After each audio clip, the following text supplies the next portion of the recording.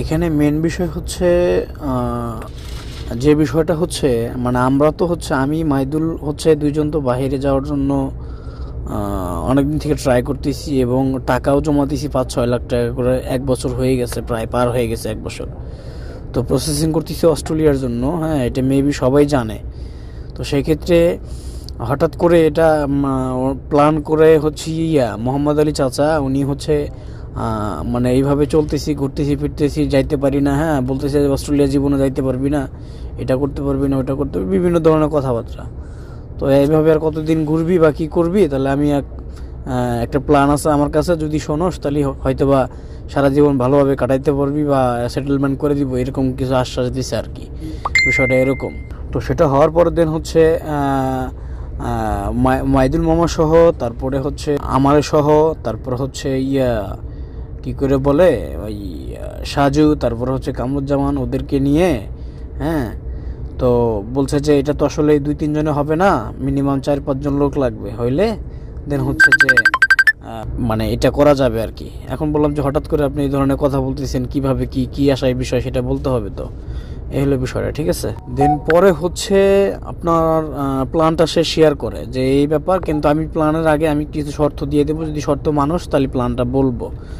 পরে হচ্ছে আমাদেরকে সে মানে শপথ করায়, 4জনকেই শপথ করায়া সে মনে করেন যে আপনার ওই শপথ করানোর পরে দেন হচ্ছে কথাগুলি বলে যে পৃথিবীর কেউ জানা যাবে না এই কথাগুলি। তো সেইভাবে মাস্টার মাইন্ডটা এইভাবে সাজায় যে আমরা তো বাইরে চলে যাব, সেই সুযোগটা সে নেবে আর কি। তো মানে এইভাবে সাজায় আর কি। সাজানোর পরে তো আমরা বাইরে চলে যাব সেটা জানে। তো যখন এটা মোটামুটি একটা সময় মানে শেষের দিকে আসবে, তখন আমাদেরকে সে বা আমরা তো এমনিতে বাইরে চলে যেতাম, যদি আমরা এইভাবে না যাইতে পারি সে আমাদেরকে বাইরে সেটেল করে দিলে তো যদি এটা এক প্রকারের চাপ সৃষ্টি হয়, সেক্ষেত্রে আমাদের উপরে দোষ চাপায় দিবে, বা আমাদের দোষ চাপায় দিলে আমরা তো বাইরে, আমাদের তো কিছু হবে না, বিষয়টা এরকম করে বলছে আর কি, যাতে তোমাদের কোনো সমস্যা হবে না। আর এর মধ্যে টুকটাক কোনো ঝামেলা আসলে বা কোনো সমস্যা হইলে সেটা সে দেখবে, সেটা বলছে আর কি। বিষয়টা এরকম যে এটা আমিই দেখবো, এটা বলছে মোহাম্মদ আলী কাকা। এই হলো বিষয়টা, ঠিক আছে। আর জাস্ট আমরা চাকরি করতাম, মাস শেষে স্যালারি নিতাম, এটাই আর কি, অন্য কিছু না। এই সমস্ত প্ল্যান বা সমস্ত কোম্পানি ওনারই, হ্যাঁ ওনারই সব। ইন্টারন্যাশনাল ডেভেলপমেন্ট এন্টারপ্রাইজ কোম্পানিটা ওনারই। দেন হচ্ছে তার তার সংস্থাতে আমরা চাকরি করতাম, এই হলো বিষয়টা। এমপ্লয়ি হিসাবে চাকরি করতাম, এটাই বাস্তবতা।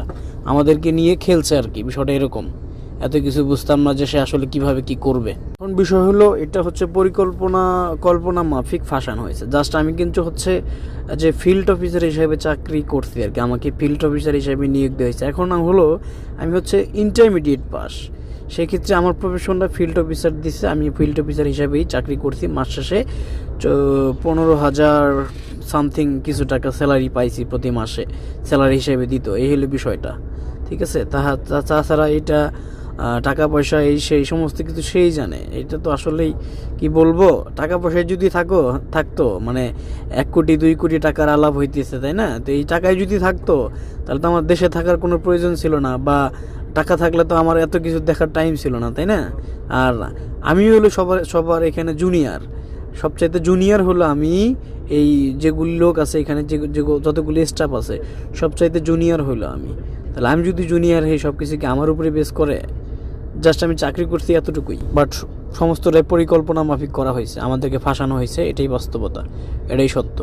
এইখানে বিষয় হলো ভাই, আমি হচ্ছে সবার লাস্টে জয়েন করছি হচ্ছে আমি, মানে স্টাফের ভিতরে সবার লাস্টে জয়েন করতে আমি, এটাতে সবার লাস্টে ইনক্লুডিং হয়েছে আর কি পরে, হ্যাঁ। মানে এটা হচ্ছে প্ল্যান করছে, ঠিক আছে, সবই করছে, কিন্তু আমি রাজি ছিলাম না। বাট আমি না করছিলাম যে আমি এগুলোর ভিতরে নাই, আমি থাকবো না। তো বিভিন্ন মোহ বা বিভিন্ন কিছু বলার পরে, হ্যাঁ ব্রেনটাকে ওইভাবে ওয়াশ করার পরে দিন হচ্ছে সবার লাস্টে অ্যাক্টিভ হয়েছে আমি, এবং আমাকে এই প্রফেশনটা দিছে আর কি, হ্যাঁ। এই হলো বিষয়টা। আর মাস শেষে যে স্যালারিটা দিত 15,000 সামথিং আর কি, আপনার হচ্ছে 15,500, আবার ওই 16,000 আপ হয় না আর কি, 15-16-র ভিতরে এরকমই আসতো, 15,200-300। এটাও বলছে আমাদেরকে যে তোরা তো বিদেশ দেওয়ার জন্য টাকা দিয়ে রাখছোস, অস্ট্রেলিয়ার জন্য 5-6 লাখ করে টাকা দিছোস তোরা, তাহলে এই টাকা যদি আল্লাহ না করুক, যদি মায়ের খাস, তাহলে তো তোর ফ্যামিলির থেকে ব্যাকআপ দিতে পারবো না, বা জীবনে উঠে দাঁড়াইতে পারবি না, হ্যাঁ। বিভিন্ন কিছু বইলা, বিভিন্ন কিছু ভয় ধরায়া, তো বিষয় হচ্ছে যে সে এটা হাসিল করে নিছে, এই হলো বিষয়টা। তাহলে দেখা গেছে যদি এরকম কিছু হয়ে যায় তাহলে পরবর্তী ব্যাকআপ আমি করে দিব ইনশাল্লাহ। তাহলে আমার কথা মতো চল, আমি যে প্ল্যান দিই প্ল্যান মতো কাজ কর, আমি যেভাবে বলি সেভাবে করলেই তোদের জায়গা মতো তোরা পৌঁছায় যাবি, সমস্যা নেই। এটা মায়ের খেলেও আমি ব্যাকআপ করে দিব, আর তোদের কোনো ঝামেলা হলে সেটা আমি দেখব, সমস্যা নাই। কিন্তু তার একটা কথা ছিল যে আমার কথা যতদিন বাইসে থাকবি ততদিন বলা যাবে না, এটা একটা তার কথা ছিল আর কি, তোর কমিটমেন্ট ছিল।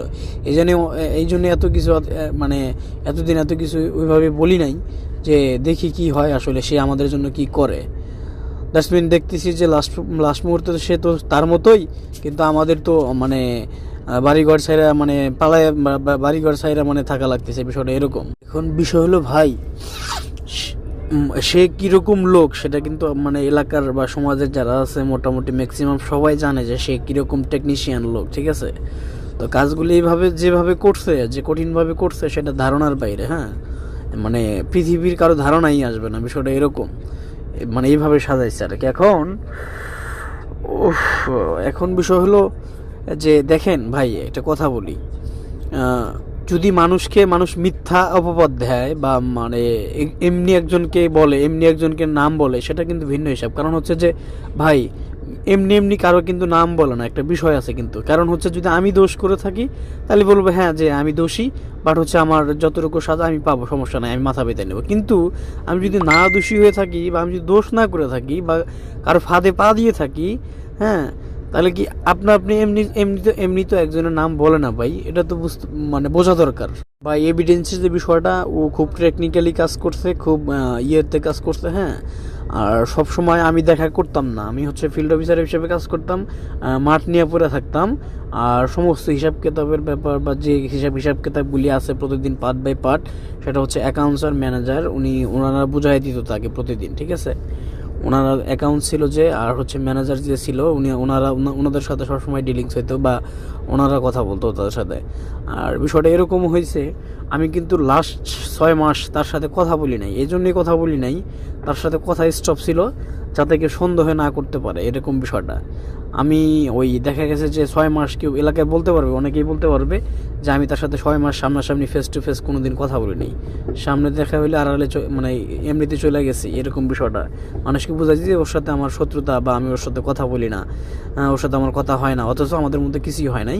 বাট এটা ছিল একটা মানে ওইভাবে বলা ছিল যে আমার সাথে তোর আর কথা স্টপ করে দিতে হবে, কথা বলা যাবে না দেখা হইলেও, বিষয়টা এরকম ছিল আর কি। হ্যাঁ, এই জন্য আমি ওইভাবে তার সাথে দেখা ওইভাবে হয়নি আমার, জাস্ট হচ্ছে এটা ম্যানেজার এবং হচ্ছে অ্যাকাউন্টস হিসাব কিতাব বুঝাইতে। আমি তো ফিল্ডে কাজ করতাম, আমি তো হিসাব কিতাবের ভিতরে বা টাকা পয়সার ভিতরে এগুলোর ভিতরে আমি নাই। আর বিশেষ করে হচ্ছে আমি মাঝখানে একবার ইন্ডিয়াতে গেছিলাম, তো সেখানে হচ্ছে আমি যখন যাই তখন আমি মানে ওই বলছিলাম তো ম্যানেজারে বলছিলাম যে আমার টাকা লাগবে কিছু, হ্যাঁ, যেভাবে পারেন আমাকে কিছু টাকা ব্যবস্থা করে দেন। তো আমাকে তখন কিছু ওই ওনার কাছ থেকে, মোহাম্মদ আলী চাচার কাছ থেকে টাকা নিয়ে দিয়েছিল প্রায় 90,000 প্লাস। হ্যাঁ, 90,000 প্লাস টাকা নিয়ে দিয়েছিল হচ্ছে। সে টাকা ভরে আমি ওই একটা ফোন নিয়েছিলাম আর কি, সেকেন্ড হ্যান্ড ফোন নিয়েছি। সেকেন্ড হ্যান্ড না, আপনার হচ্ছে ওই মানে ওই ইয়েতে যায়, আপনার হচ্ছে ইন্ডিয়াতে কলকাতাতে যায় একটা ফোন নিছি আর কি। হ্যাঁ, স্যামসাং একটা ফোন নিয়েছিলাম, এই হলো বিষয়টা। তো এটা নিয়েও হয়তো বা অনেক কথা হয়েছে, কিন্তু টাকাটা ওনার কাছ থেকে নিয়েই দিছে আর কি, বিষয়টা এরকমই। এখন তো ভাই টাকার অভাবে আর কি বলবো, ওই যে ফোনটা নিয়েছিলাম আর কি শখ করে, ওই ফোনটাও এখন বিক্রি করে দিছে আর কি। হ্যাঁ, কারণ চলতে তো হবে, বিষয়টা এরকম। টাকা পয়সা যদি থাকতো, হ্যাঁ, তাহলে ভাই এত দেখার তো সময় ছিল না ভাই, বিষয়টা কিন্তু। যার কাছে 1-2 কোটি টাকা থাকবো ভাই, সে কি বসে থাকবো? আপনার কি মনে হয়? মাস্টার মাইন্ড তো সেই যেহেতু ঘরে বসে থাকে, বুঝছেন, টাকা পয়সা নিয়ে আত্মসাৎ করে নিয়ে ঘরে বসে আছে। তো ভাবতে পারে না যে আসলে এটা হিতে বিপরীত হইতে পারে, সেটা কখনো কল্পনা করতে পারে না। এখন ছোট মানুষ দেখা বা আমরা তেমন কিছু বুঝি না বা তার ফাঁদে পা দিছি, সেজন্য সে মনে করছে যে না, তাদেরকে দূরে সরাই দিলে, হ্যাঁ, তাহলে আমি বিষয়টা একটু অন্যভাবে করাইতে পারবো, বিষয়টা এরকম আর কি। হ্যাঁ, তো ধৈর্য আর কত ধরা যায়, বুঝছো ভাই, এই হলো বিষয়টা। ওদের কাছে হয়তো বা ইয়া থাকতে পারে, আমি সঠিক জানি না, কারণ সবগুলোতে আমরা এক জায়গায় নাই, যে বিভিন্ন জন বিভিন্ন জায়গায় যার যার জায়গা নিয়ে শেষে আছে। এখন ওই ওদের কাছে হয়তো বা টাকা পয়সা ওরা লেনদেন করতো, তো তার সাথে সমস্ত হিসাব কিতাব তারা বুঝাই দিত। তো সেক্ষেত্রে তাদের কাছে 1-2টা প্রুফ থাকতে পারে আর এখন বিষয় হলো যে আমি চাইলে এলাকায় থাকতে পারতাম বা এলাকায় যাইতে পারতাম, কিন্তু একটা বিষয় হয়ে গেছে। বিষয়টা হচ্ছে মানে আমরা হচ্ছে পরিচিত, মানে মাঠে পরিচিত হয়েছি আমরা, বা লোকজন বা কর্মী সমাগম বা এরা এদিকে যারা আছে আমাদেরকে সবাইকে চেনে, কিন্তু যে ব্যক্তিটা আন্ডারগ্রাউন্ডে থাইকা এত বড় একটা খেলা খেলাইয়া বসে আছে ওই তাকে তো আর ওইভাবে চেনে না মানুষ, চেনা দিলে না চিনবে, বুঝছেন? এই হলো বিষয়টা। তো যাই হোক, আমি হচ্ছে মোটামুটি কিছু সাক্ষাৎকার, হ্যাঁ, বা মানে যে ভিডিও, মানে কিছু সাক্ষাৎকার দিয়া আমি ওই লাইভে আসবো ইনশাল্লাহ, দেখি আর কি কি হয়। লাইভে আসবো, দেন হচ্ছে আর ওই সানন্দবাড়ি যে ওই পোস্টটা করছে আমাদের নামে, তো ওর কাছে মোটামুটি আমি ওইগুলা পাঠায় দিব আর কি, পাঠায় দিয়া ওকে এই বিষয়টা মানে ক্লিয়ার করতে হবে। ক্লিয়ার করলেই যার ধরার ভাই সেই ধরবে নি। হ্যাঁ, আমাদেরকে তো ভাই মানে পরিস্থিতি খারাপ দেখা মানে সরাইয়া দিছে। আর বিষয়টা হলো যে আমাদের বাহিরের জন্য এখনো ওইভাবে কিছু করতে পারে নাই, মানে করার কথা ছিল ঈদের পর পর করার কথা ছিল, ঈদের পরে করে দিবে।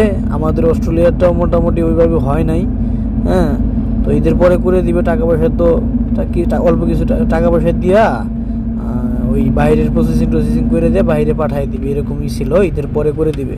তো সেই সুযোগটা আর হয় না, বিভিন্ন চাপ, মিডিয়ার চাপ, বিভিন্ন চাপ থেকে ইউনো স্যারের চাপ, বিভিন্ন চাপ প্রয়োগের ফলে পরিস্থিতি খারাপ বিধায় সে আমাদেরকে ঈদের পরেই বলছে যে তোমরা আপাতত চলে যাও, তোমরা বাড়ি ঘরে থাকার দরকার নাই, পরিবেশ ঠান্ডা হলে বা ভালো হলে আমি ফোন দিলে পরে চলে আসো, আর না হলে ওইদিকে ব্যবস্থা করে দেবো, ওই দিক থেকে তোমরা চলে যাবা, দেশে থাকার দরকার নেই, ঝামেলা হবে এটা নিয়ে।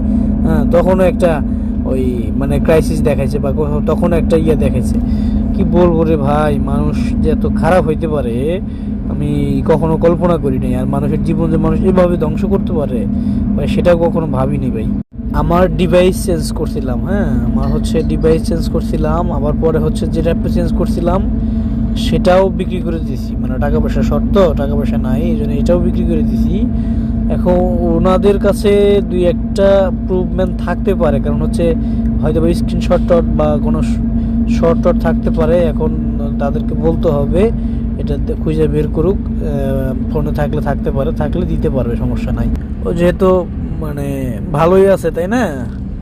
তো একটু থাকুক, অপেক্ষা, একটু ওয়েট করুক। আমি তাহলে এক কাজ করি, নীরবতাতে আসলে কোনো কিছু হয় না, হ্যাঁ, আর রাগারাগি করে কোনো কিছু সমাধান হয় না।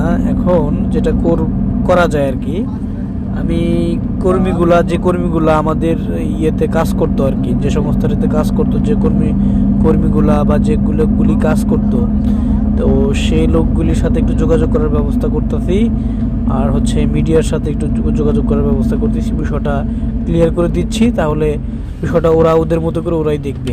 ভাই আমি এই বিষয়ে কোনো কিছুই জানি না, ওরা আমার গ্রামের লোক।